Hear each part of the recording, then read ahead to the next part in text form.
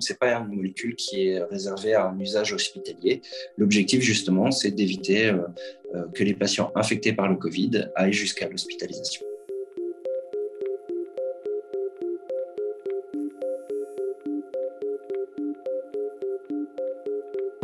Ce médicament, il s'appelle le Nimatrelvir.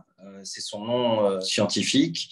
C'est une molécule qui est une antiprotéase. Ça empêche effectivement que le virus se multiplie. C'est en traitement précoce dans les 5 jours de patients qui ont des facteurs de risque d'évoluer vers des formes graves. On ne peut pas prendre ce traitement comme ça sans consultation médicale, sans il y a eu une analyse des traitements que les gens prennent déjà pour être sûr de ne pas faire n'importe quoi. Pour l'instant, il n'y a eu qu'un essai clinique correctement fait en ambulatoire, donc chez des patients qui étaient infectés par le Covid.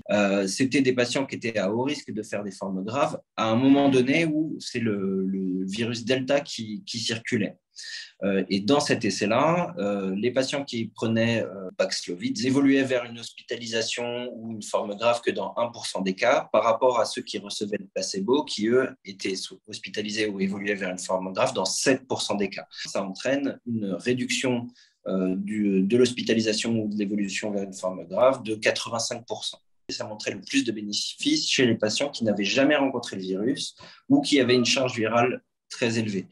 Par contre, il y a des choses sur lesquelles on ne peut pas répondre à l'heure actuelle, c'est-à-dire est-ce que c'est efficace chez les gens qui ont une sérologie positive, c'est-à-dire qui ont déjà rencontré le virus. Ça, il n'y a pas les données pour le confirmer. Est-ce que c'est efficace chez les patients déjà vaccinés avec le même niveau d'efficacité? Ça, on n'a pas encore les données, mais effectivement, c'est plutôt une piste favorable pour la prise en charge d'éventuelles nouvelles vagues et essayer d'éviter l'évolution vers des formes graves.